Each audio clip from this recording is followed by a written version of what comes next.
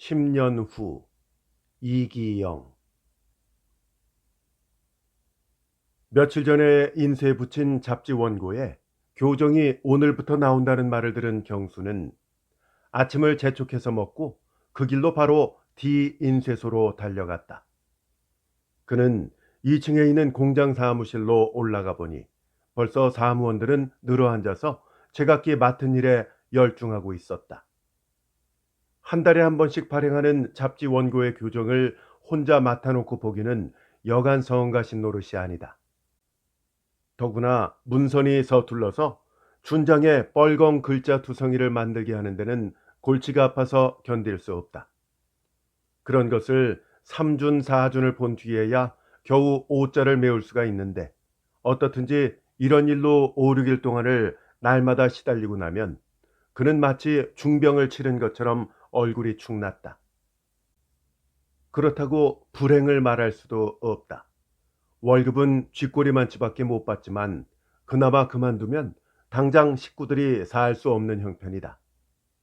갈수록 생활난이 심하여 취직이 어려운 세상인 만큼 남들은 이런 속은 모르고 직업을 가졌다고 자기를 부러워하는 축도 있다. 그래서 시골 사람들이 간혹 서울을 왔다 갈 때는 을에 찾아와서 제가끔 취직을 시켜달라는 데는 질색할 노릇이다. 그런 말을 들을 때마다 경수는 기가 막혔다. 지금 자기도 직업다운 직업을 갖지 못해서 물질적으로나 정신적으로나 여간 고통을 받고 있는 것이 아닌데 어떻게 남의 직업을 구해줄 수 있겠는가? 그러나 이런 사정을 솔직하게 말하면 투박한 그들은 도리어 박정하다고 오해를 하는지 몰라서 그는 좋은 말로 차차 두고 보자고 그런 자리가 있는 대로 구해보겠다는 대답을 하곤 하였다. 그러나 그것은 자기 얼굴이 간지러운 멀쩡한 거짓말이었다. 경수는 지나온 경험을 돌이켜보아도 쓰라린 기억이 새로이 씹힌다. 고향에서 보통학교를 졸업하고 나서 면서기로 고원으로 굴러다니다가 공부의 뜻을 두고 서울로 올라올 때는 어려서부터 제동이라는 칭찬을 들었던 그는 미상불 자부심도 다소 생겨서 설마 어디든지 붙일 손이 잡히려니 하였는데 막상 올라와 보니 생각하던 바와는 아주 딴판으로서 어디 하나 발붙일 곳이 없었다. 그래 그는 몇 차례를 올라와서 헛물만 켜고 내려갔다. 돈 없고 반연 없고 학력조차 박약한 그를 누구나 채용해 주지 않았다. 마침내 그는 실망한 끝에 할 수 없이 단념하려던 차에 그때 마침 지금 있는 잡지사에서 모집하던 현상 문예에 응모한 것이 요행으로 당선되자 그런 반연으로 기자라는 직업을 얻게 된 것이다. 그러나 그야말로 식소사번이다. 원고 쓰랴 편집하랴 교정 보랴 발송하랴 도무지 빤한 틈이 없다. 그것은 실직의 비애를 면한 대신에 다시 취직의 비애를 느끼게 할 뿐이다. 집에 들면 생활난이 파고들고 밖에 나가면 또한 남의 지배 밑에서 마차말같이 부림을 받지 않는가? 마음의 자유도 몸의 자유도 없는 생활은 오직 초조와 번민을 자아내게 할 뿐이다. 이것이 인간의 생활이냐? 만물의 영장이라는 인간의 생활이냐? 사람은 왜 누구나 배우고 싶은 대로 배우고 일하고 싶은 대로 일하고 하여 제각기 타고난 천품을 발휘할 수 없는가? 그는 이렇게 아무리 항변해야 소용없었다. 무거운 생활의 짐은 갈수록 천근같이 내리눌러서 잠시 반틈 옆눈 하나 팔 수 없게 하였다. 그는 자기의 악착한 현실에 맞부딪힌 신세를 생각할 때마다 저 죄와 벌을 읽을 때에 비루먹은 마차말의 꿈 이야기를 연상하였다. 그리고 그는 자기를 그 말에게 비겨본다. 무거운 짐을 끌고 가는 마차말은 차부의 무자비한 채찍 밑에 헐떡이며 죽기를 기쓰고 끌려한다. 그러나 짐은 워낙 힘에 벅차다. 끌려지지 않는다. 그래도 채찍은 용서 없이 비오듯 한다. 말은 견딜 수 없어 뒷발로 찬다. 그러면 구경꾼들은 웃음통을 터친다. 차부는 더욱 성이 나서 무섭게 매질한다. 그래도 말은 가지 못한다. 마침내 차부는 무지한 철봉을 들어서 사정없이 내리쳤다. 말은 펄쩍 뛰면서 최후에 있는 힘을 다하여 끄당겨 본다. 그러나 말은 그대로 땅 위에 거꾸러져서 죽어버린다. 과연 자기의 생활은 이 가련한 마차말보다 무엇이 나을 것이냐? 소리 없는 채찍은 머리 위로 간단없이 내리친다. 생활에 무거운 짐을 지고 허덕이는 자기는 그 매를 피할 수도 없고 그렇다고 짐을 벗어 매일 수도 없다. 힘이 벅차는 짐은 끌 수도 안 끌 수도 없다. 그러니 이런 생활이 장래가 어떻게 될 것이냐? 가련한 말의 최후의 운명. 그것은 자기의 장래를 상징함이 아니었던가? 그는 이런 생각이 들수록 무서운 공포를 느꼈다. 그런데 양복대기를 입고 잡지사의 기자 명함을 가졌다고 자기를 부러워하는 사람이 있다면 그것은 참으로 얼마나 허구픈 일이냐? 얼마나 잔인한 희닉구냐? 경수는 지금도 이런 생각을 하면서 새로 나올 초준을 기다리는 동안에 담배 한 개를 피워 물고 앉았는데 웬 문선 직공이 원고를 손에 든 채로 와서 경수에게 논문 원고에 흘려 쓴 글자를 묻는다. 그것은 악필로 유명한 K씨의 경제 논문이었다. 경수는 그 글자를 일러주고 나서 다시 한번 문선 직공을 쳐다보았다.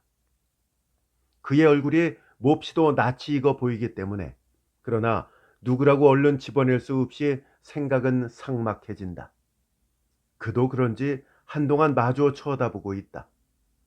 저 실례 옳습니다만 고향이 서울이신가요? 경수는 마침내 궁금증이 나서 먼저 물어보았다. 아니요, 저 시골입니다. 저쪽이에요. 매우 낯이 익은데요. 글쎄요. 아, 이제 생각나는군. 저 정인학 씨 아닌가요? 예, 그렇습니다. 어떻게 아시는지요? 나 김경수요. 김경수? 글쎄, 어디서 배웠던가. 문선직공은 그저 아리송해서 경수를 잘 몰라보는 것 같았다. 아따 왜 우리가 저 10여 년 전에 저 경상도 풍기 땅에서 한 달 동안이나 같이 있지 않았어? 그때 우리는 누구보다도 친절하게 지내지 않았어? 옳지. 인제 알겠군요. 근데 아주 몰라보겠는걸요. 문선직공도 그제야 아는 체를 한다. 참 반갑소이다. 10여 년 전 일이니 뭐 그렇지 않고. 노형도 무척 변했는데요. 에휴, 변하다 뿐입니까? 아주 늙었죠. 참 자세히 보니까 그때 얼굴 모습이 그대로 남아있는 것 같군요. 그래도 나보다는 눈이 맑으신데 난 선뜻 못 알아보겠는데. 그래, 언제부터 인쇄소일을 배우시게 되고 서울로 오셨던가요? 참 훌륭한 기술을 배우셨어요. 훌륭하다니요. 그저 죽지 못해 하는 노릇이죠. 무슨. 문선직공은 벼란간 부끄러운 듯이 어색한 대답을 한다. 그는 사무원들을 곁눈질한다. 천만에요. 그럼 저 바쁘실 테니까 이따 만나서 조용히 이야기합시다. 참 이렇게 만날 줄은 천만 꿈밖인데요. 글쎄요. 저 그럼 다시 또 뵙지요. 하고 이낙은 경수가 악수를 하려고 내미는 손을 못 본 채 하고 그대로 휑하니 돌아서 나간다. 경수는 이낙이가 간 뒤에도 한참 동안 그가 걸어가던 눈앞을 내다보고 있었다. 그는 뜻밖의 인학을 만난 것이 여간 반갑지 않은데 인학은 어째 서름서름한 게 자기를 대하는 태도가 섭섭하였다. 그것은 그가 만일 진보된 의식을 가졌다면 직공이 된 것을 그리 부끄러워할 리가 없겠는데 그래서 자기도 소탈하게 대하였는데 그는 웬일인지 늠름한 기계를 엿볼 수 없었다. 그는 오히려 봉건의식에 사로잡혀 있기 때문인가? 아니, 그럴 리도 없겠지. 그렇다면 그가 어떻게 그런 생활을 청산할 수 있었으랴? 어떻게 룸펜 생활을 집어치우고 직공이 될 수 있었으랴? 그의 성격은 그전부터 겸손하였다. 그것을 오해해서는 안 된다. 그는 건강한 신체를 가졌다. 그것이 그로 하여금 오늘날의 생활을 가져오게 하고 시대의 선두를 용감히 걷게 함이 아니었던가? 그렇다면 그는 도리어 자기의 기자 생활을 민망히 여길는지도 모른다. 잘 익은 이삭은 고개를 더 숙인다는 말과 같이 그래서 그는 아까도 자기의 생활을 겸손하게 말한 것이 아닌가? 그렇다.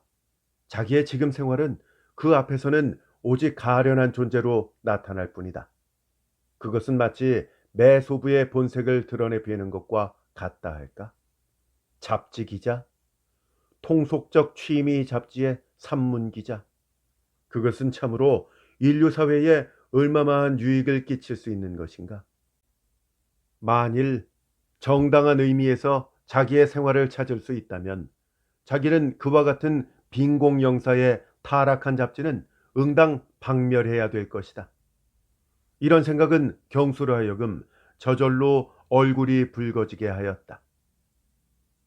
10년, 속담에 10년 직공을 들이면 세상에 못할 일이 없다 하고 또한 10년 동안에는 상전이 벽해로 변한다는 말이 있다. 경수는 10년 전의 과거를 더듬어 올라가 볼수록 그런 말이 믿어졌다. 참으로 세상은 10년 동안에 얼마나 엄청나게 변하였을까? 그는 우선 그것을 인하게 변해진 생활에서 느낄 수 있다. 그런데 자기는 마치 10년 동안을 자다가 깬 것 같다.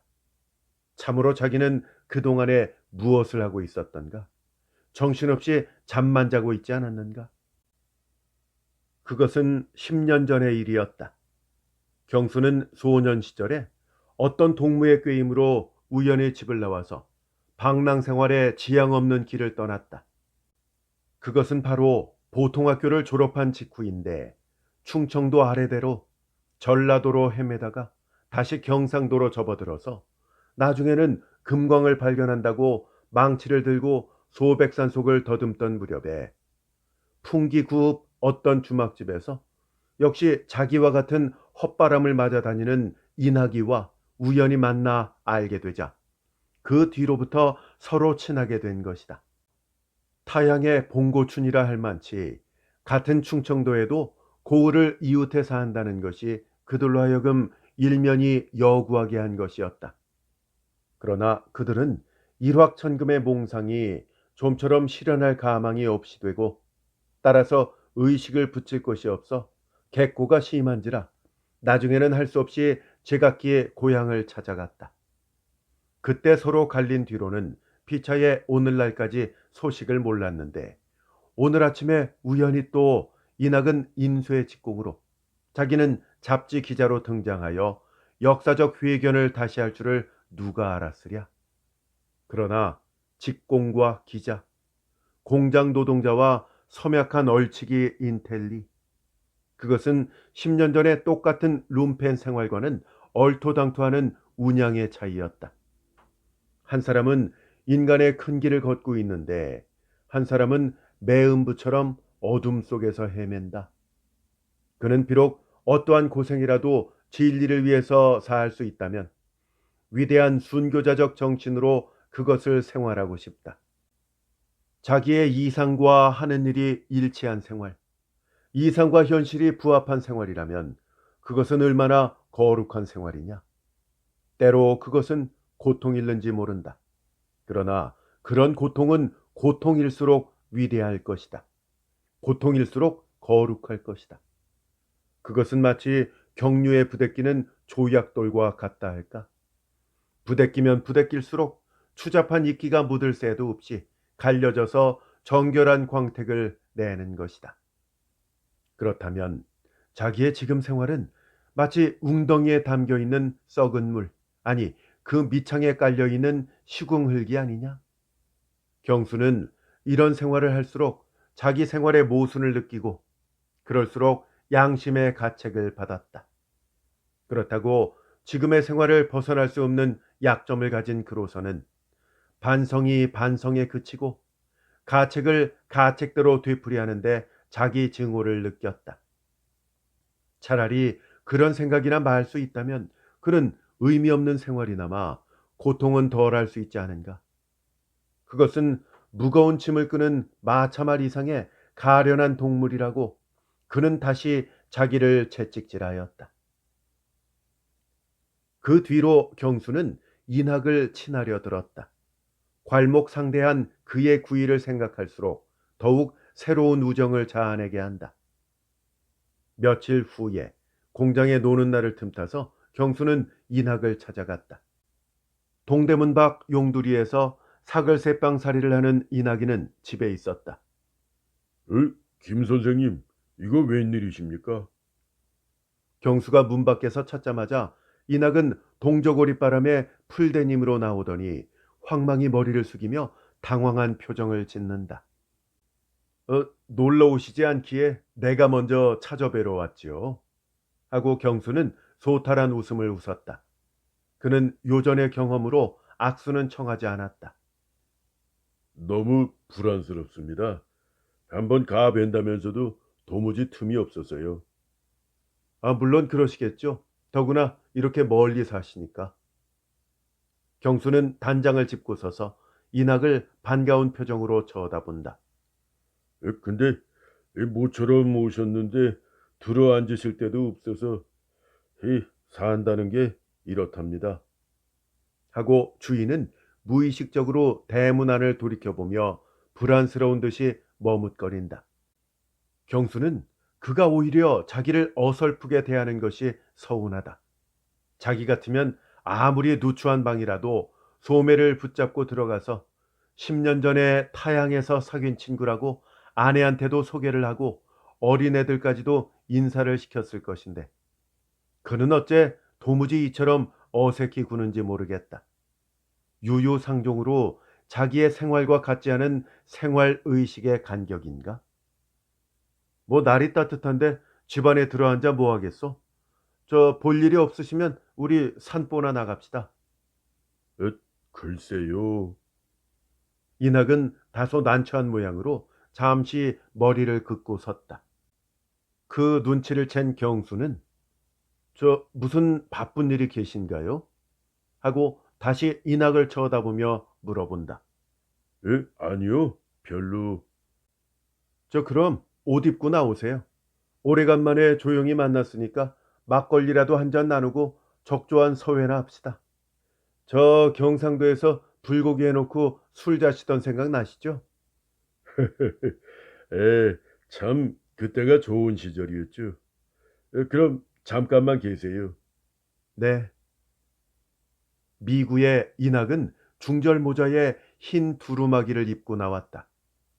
그들은 전찻길로 나와서 청량리를 향하여 걸어갔다. 4월 초생의 따스한 일기는 오늘이야말로 봄 기분의 농후한 색채를 유난히 푸른 하늘빛과 아울러 먼 산의 자줏빛 아지랑이 속으로 바라보게 하였다. 경수는 기분이 유쾌하였다. 청량리 앞 다리를 당도하자 담배 한 개씩을 피우고 가자고 걸음을 멈춰 섰다. 다리 밑으로는 백사장 위를 맑은 물이 쫄쫄 흐른다. 그는 담뱃갑을 꺼내서 이나기와 한 개씩을 피워 물었다. 오래간만에 교회를 나와 보니 어느덧 10년 전으로 흘러간 물 같은 옛날의 방랑 시절이 눈앞에 다시 온 것 같다. 우리 피처에 지나간 얘기나 좀 해봅시다. 그동안 어떻게 지내셨나요? 서울로는 언제 오시고? 경수는 비로소 인학의 경과를 물어본다. 그는 어떠한 경로를 밟아서 인쇄 직공이 되었는지 그것이 제일 알고 싶고 흥미를 끌게 했다. 지나간 말이야 다해 무엇합니까? 그때나 지금이나 그저 생활난으로 허덕거릴 뿐이지요. 그야 그렇지만 대관절 서울로는 언제 올라오셨소? 한 6, 7년째 되었어요. 그러나 그 전에는 고향에 계셨던가요? 네, 그때 참 김 선생님과 그렇게 들어와 보니까 집안 형편은 점점 말이 아닌데 그 이듬해에 아버님도 돌아가시고 단칸 살림이 되고 보니 다시 돌아다닐 수도 없거니와 또 그런데짜 무슨 소용이 있어야죠. 그래서 추리하게도 훈장질을 몇 해 해보지 않았겠어요? 근데 그것도 어디 셈이 돼야지요. 아이들이 차츰 학교로 달아나니까요. 그래 할 수 없이 전우를 불기하고 그야말로 남부 여대로 서울로 올라왔었죠. 어떻게 합니까? 연골 쪽에 배우지 못한 노동은 할 수 없고 이 장사를 하려니 미천이 있나요? 경험이 있나요?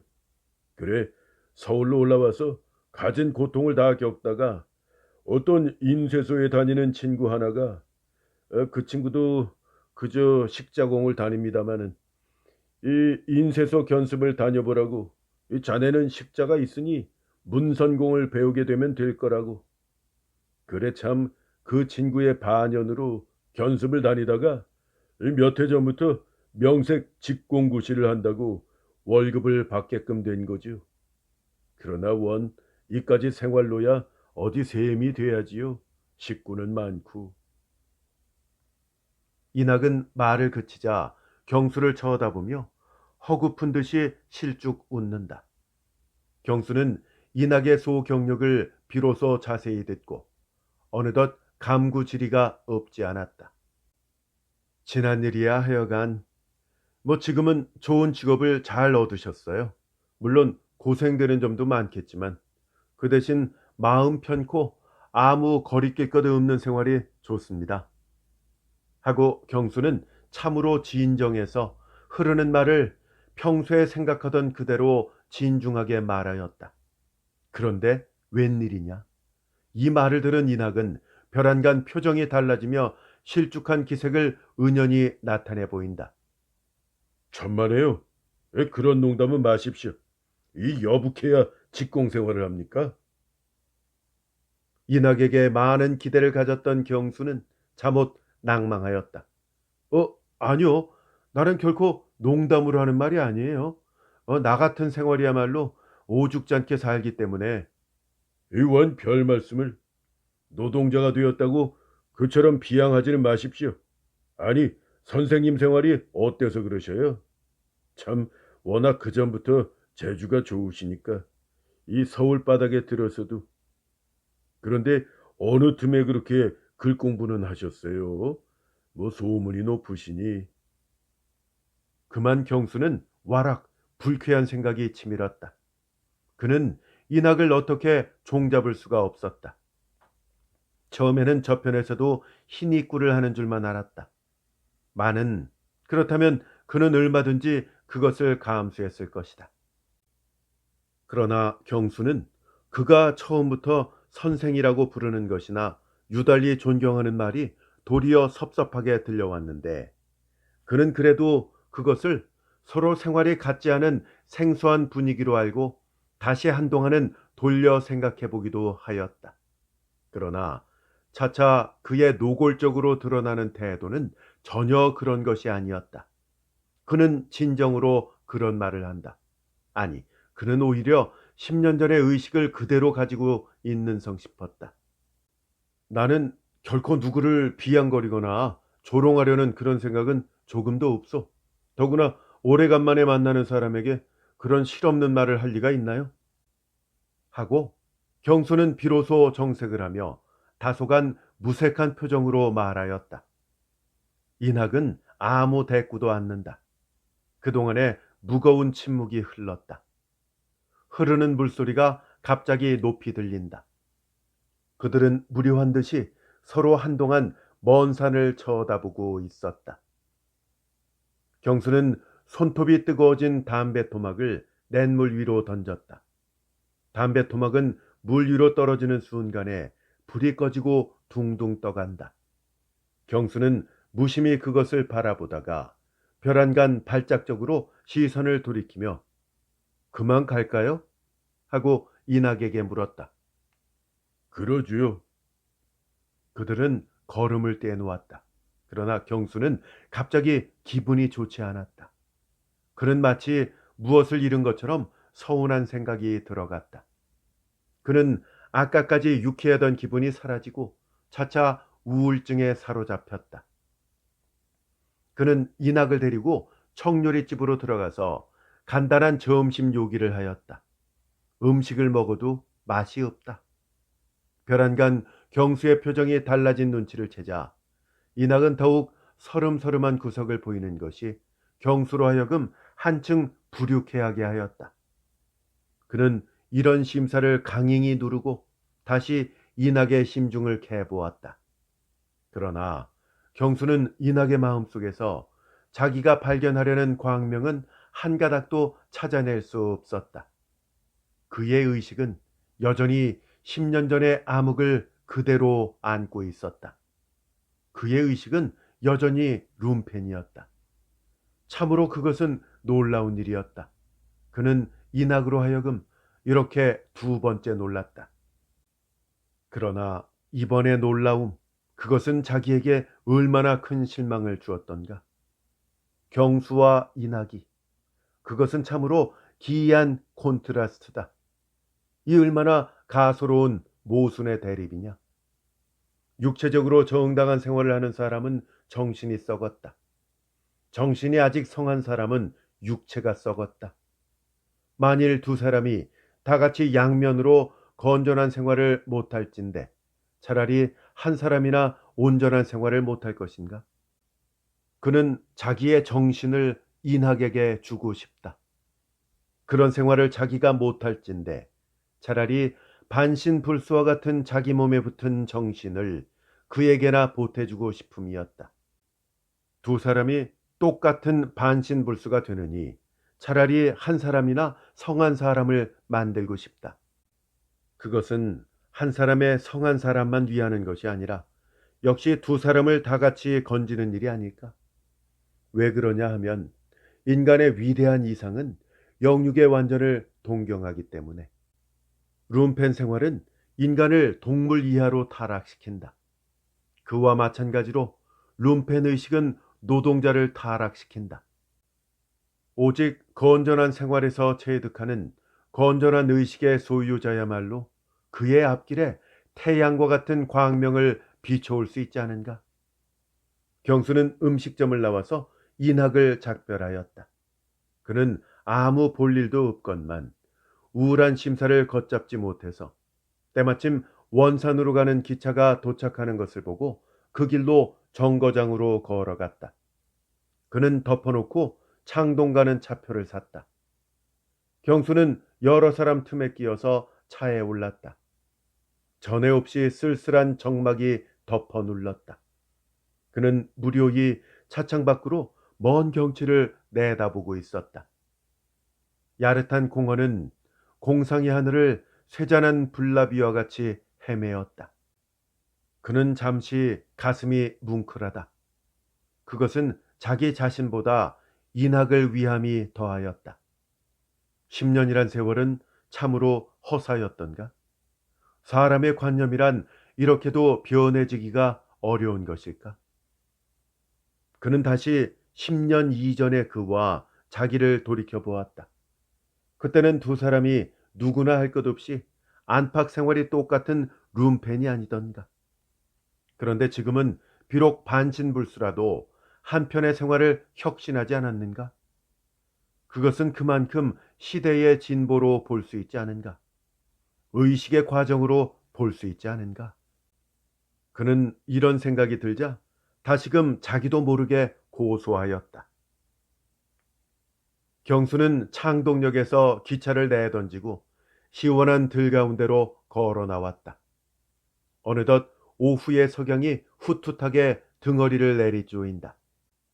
그러나 봄은 벌써 몇 달 전부터 오려는 봄은 아직도 오지 않았다. 꽃이 피려면 멀었다.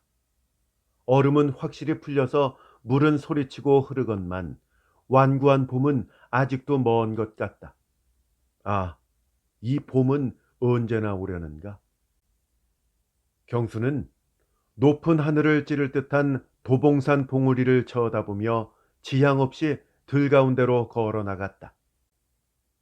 태양은 봄빛을 끌어오는 양염을 모락모락 타올린다. 어느덧 경수의 입에서는 자기도 모르게 휘파람이 불어졌다. 무슨 군호 같은 호된 휘파람 소리는 고요한 공중으로 높이 떠올랐다.